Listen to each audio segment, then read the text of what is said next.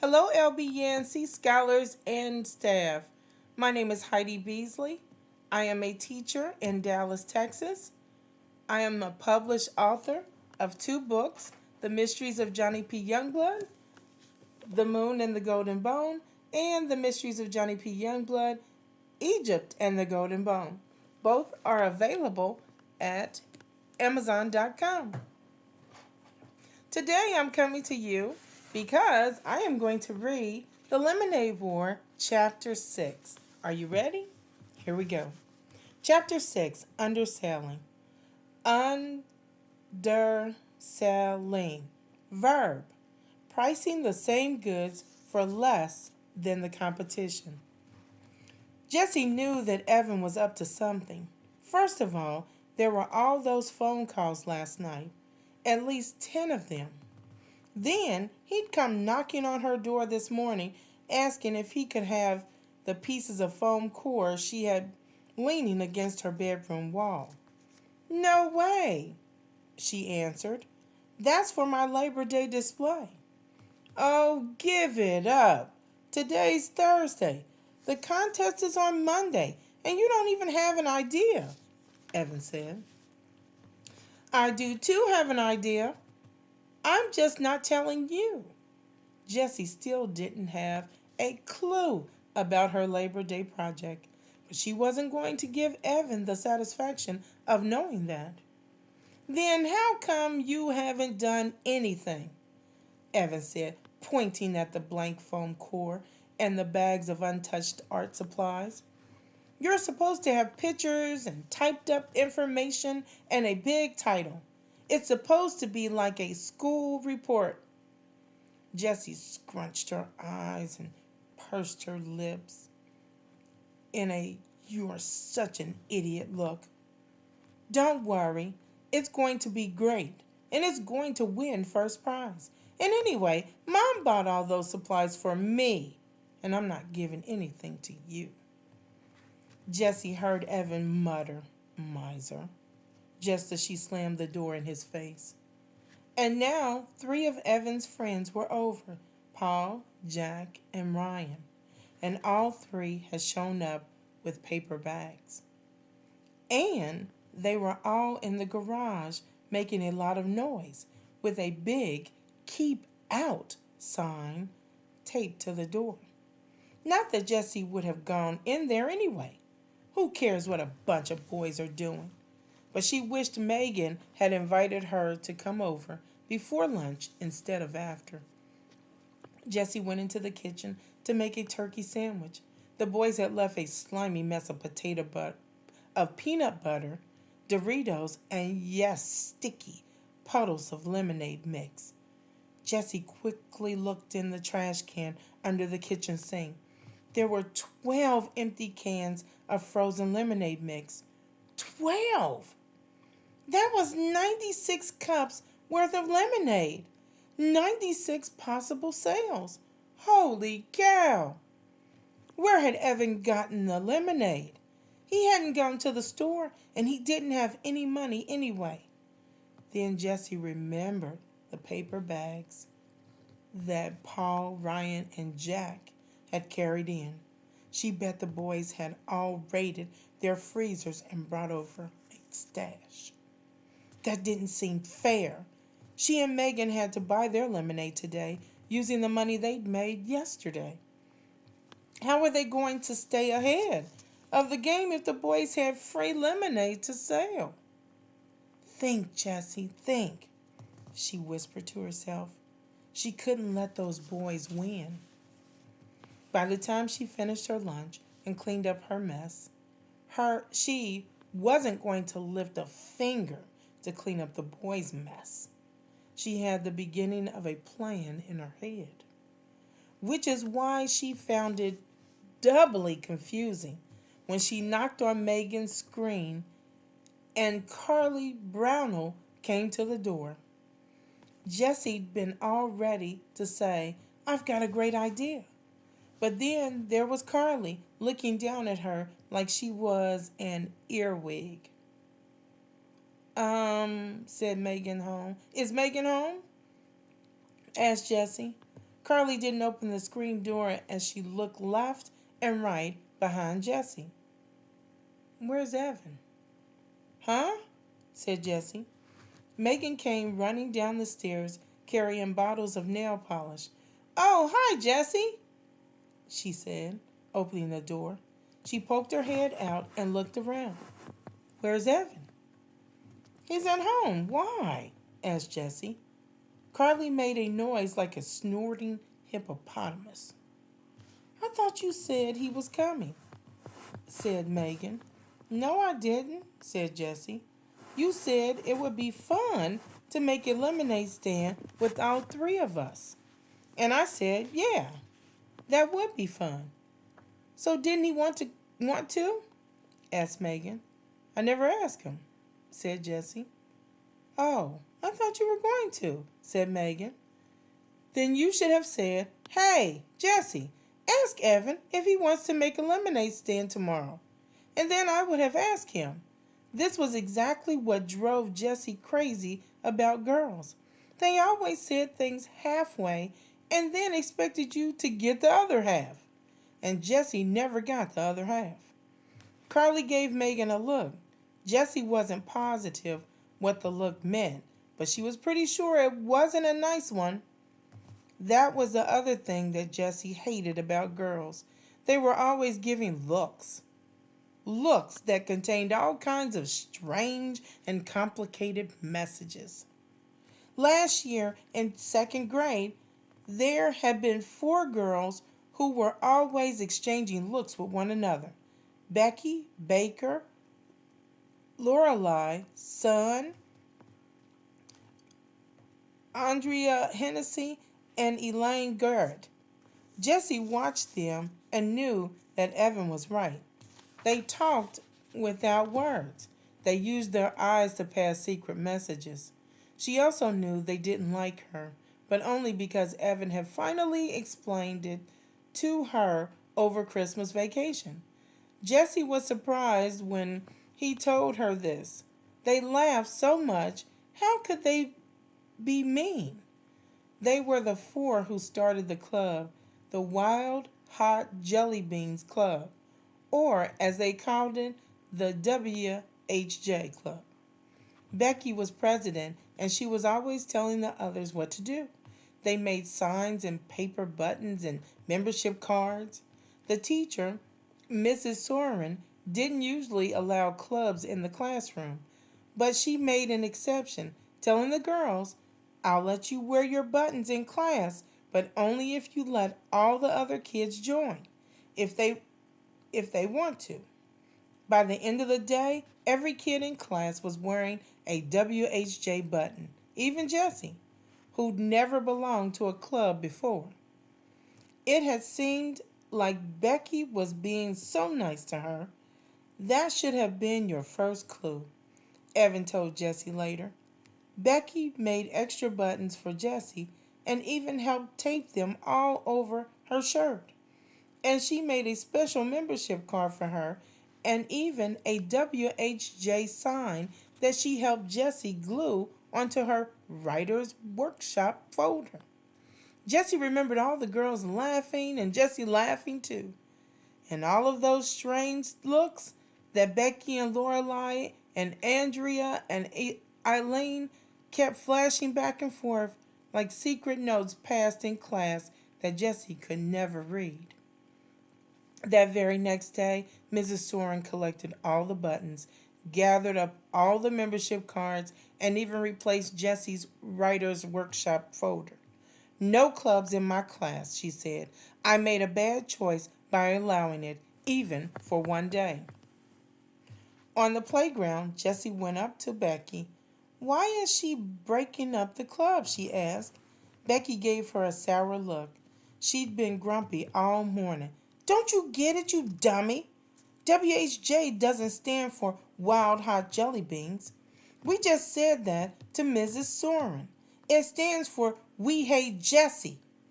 It's the We Hate Jessie Club, and everyone in the class is a member." Jessie stared at Becky. Why did they hate her? What has she ever done to them? It didn't make cents. And then Lorelai, Andrea, and Eileen had laughed, and even Becky had managed a smirky grin. Jerks, Evan said later, when Jesse told him the whole story. They've got rocks for brains. But Jess, you gotta be on the lookout for girls like that. Standing in Megan's front hall, Jessie stared at Carly. Something inside told her Carly was a girl like that. Look, said Jessie, it doesn't matter. Evan can't come over. He's busy, and we've got to get going on our lemonade stand. I've got a great idea. We don't want to do a lemonade stand, said Carly. Jessie looked at Megan. It's just that Megan fiddled with the bottles of nail polish in her hand the same way she'd fiddled with her band bracelets the day before. It's kind of hot. And we did the lemonade thing already. And now Carly is over. So, you said you wanted to, said Jessie. And I thought you liked me, she added in her head. She felt her lower lip tremble. Not now, she shouted inside. Don't you be a big baby. Megan stood there saying nothing, fiddling with the bottles. Then she turned to Carly. Oh, come on, Carly. It'll be fun. We made a ton of money yesterday, and it was really fun. Carly crossed her arms, tightened her lips, and raised one eyebrow. It was amazing how high she could raise that eyebrow. Jessie had never seen an eyebrow go that high. Oh, come on, Carly, Megan said again. Carly didn't move a muscle. Well, then, I guess. Megan's voice trailed off. She clicked one bottle of nail polish against another so that it made a tapping sound that filled the long silence. I guess me and Jessie will do the lemonade stand alone then. Carly dropped her eyebrow and her arms. Whatever, she said as she walked out the door. Spend the day babysitting if you want. The screen door slammed, followed by a huge bucket full of silence.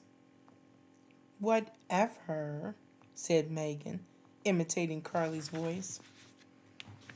Jessie laughed, even though she was still stinging from the babysitting remark. Thanks for doing the lemonade stand with me, she said. Are you kidding? Said Megan. She's such a stuck-up jerk. I didn't even invite her over. She just rode by, and when I said that you and Evan might be coming over, she just walked into the house. Are all the girls in 4th grade like her? Asked Jessie. She tried to sound casual. Some are, said Megan. She sat down on the stairs and opened a bottle of sky blue nail polish. With quick, expert strokes, she started painting her toenails. Hey, that's right. You're going to be in our class this year. That's so weird. Jumping a grade? A lot of people skip a grade, said Jessie. Really? I never met one before. Here, do your toes green, and then we'll be coordinated. Jessie ended up getting more polish on her toes than on her toenails. But by the time they were done, Jessie had explained her plan for the day. Value added. See, she said, pulling 10 bright ideas to light up your sails from the back pocket of her shorts. She turned to bright idea number 2 and pointed with her finger. Value added. Something extra, such as a special feature or attractive packaging, added by a company to a product that makes the product more desirable in the marketplace. That means we give customers something extra they didn't expect, explained Jessie. I mean, anyone can go home and mix up their own batch of lemonade, right? So, if we want them to buy from us, we've got to give them something extra. We add value. Great, said Megan. What are we going to add? Well, how about chips? And maybe pretzels. Everyone likes chips and pretzels. We'll just have a bowl on the table, and anyone who buys lemonade can have some free snacks. So we're adding value. Snacks. Yeah, except Jessie had stayed up late last night reading her mom's booklet. You know what we're really adding? Fun. That's the one thing people can't get all by themselves. It looks like we're selling lemonade and snacks, but we're really selling fun, and everyone wants fun. Wow, said Megan. That's really smart. It'll be like a party. Who doesn't like a party? Jessie nodded her head. She carefully tore out the definition of value added from the booklet and put it in her lockbox. Her mother always said, some ideas are like money in the bank. An hour later, they were all set up. The lemonade stand was newly decorated with streamers and balloons. 3 bowls of snacks, Cheetos, potato chips, and pretzels were set on top. Jessie had lugged Megan's boombox all the way downstairs, and Megan was doing the DJ thing with her CD collection. It looked like a party had somehow sprung up right in the middle of the hot concrete sidewalk. To anyone passing by, the lemonade stand shouted, "Come over here! This is where the fun is!" As soon as the music had come on, customers had started drifting over. One of the moms across the street set up a sprinkler in her front yard, and soon all the kids in the neighborhood were running through the sprinkler and grabbing handfuls of Cheetos. 2 women walking their dogs stopped for a nibble and ended up staying an hour. And 3 or 4 of the neighborhood mothers set up lawn chairs nearby and talked and ate pretzels while their kids ran through the water. But Jessie noticed a funny thing. Even though there was an endless buzz of activity around the stand and the chips were flying out of the bowls faster than Megan could restock them, they weren't selling much lemonade. "Hey, Jordan," said Jessie, as a 4-year-old boy ran by in a bathing suit. "Don't you want a cup of lemonade?" Jordan dive-bombed the pretzel bowl and came up with a fistful. "I had too much already. 4 glasses." And off he ran. "4 glasses?" said Jessie to Megan. "He didn't buy any." "Mrs. Duran, don't you want a cup of lemonade?" "Sorry, Jessie. I have to pass," said Miss Duran. I had 2 already, and I'm trying to cut down on sugary drinks." "Where's everybody drinking so much lemonade?" wondered Jessie. She looked down the road. "Oh, wait a minute." "Megan, hold down the fort," said Jessie. "I'll be right back." "Sure thing," said Megan, dancing to the music. "This lemonade stand was the greatest idea. It's like a birthday for the whole neighborhood." Jessie headed down the road. As she rounded the bend, she prepared for the worst. Evan's lemonade stand crowded with customers. But there was nothing, absolutely nothing. The corner was deserted. She crossed the street and went into the garage. There was the cooler, dirty and empty, and there were the stacked plastic chairs. 4 of them this time, and there was, wait a minute, those were new signs.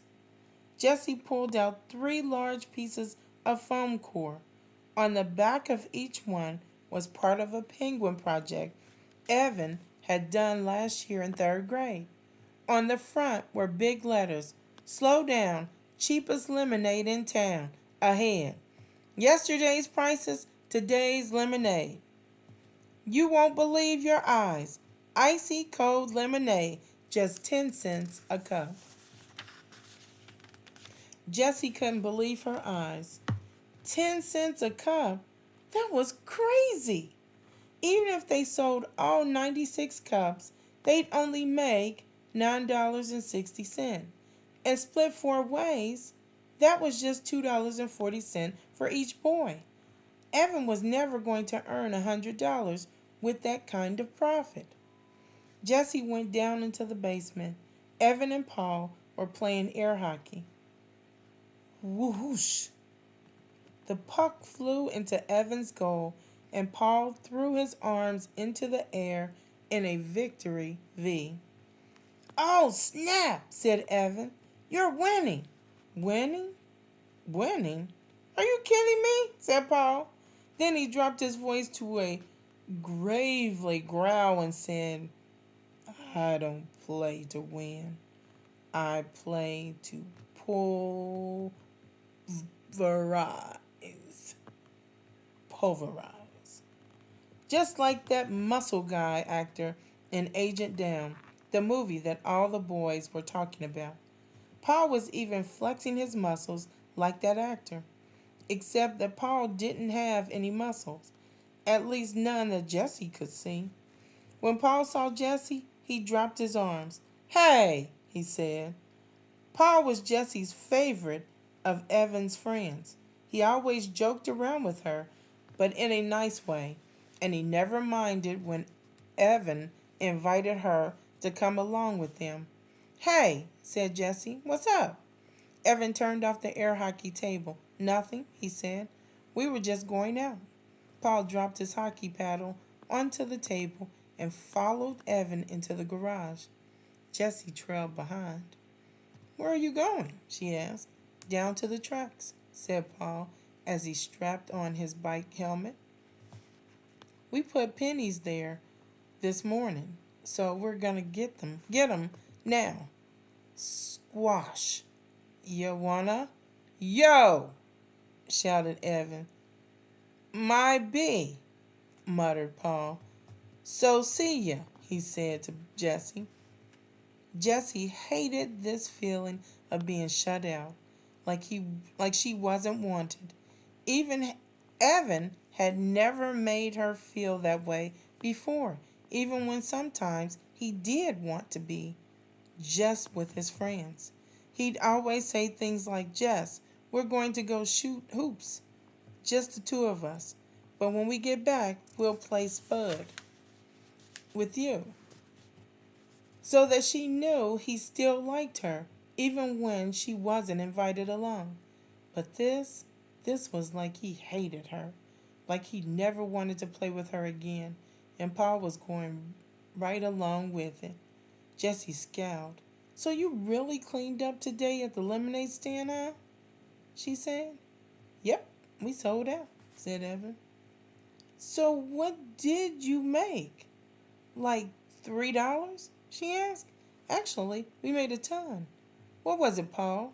$45?" said Paul. Jessie's mouth went slack. $45? "There's no way," she said. "Not at 10 cents a cup." "Oh, just the little kids paid that," said Evan. "The grown-ups all gave us more.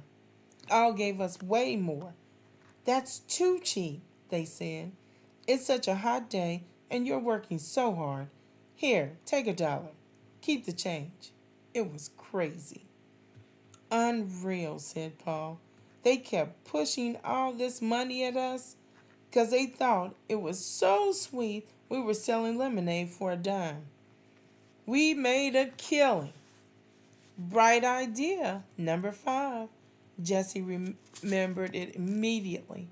"That's called goodwill," she said slowly, picturing the exact page from her mother's booklet with the definition on it.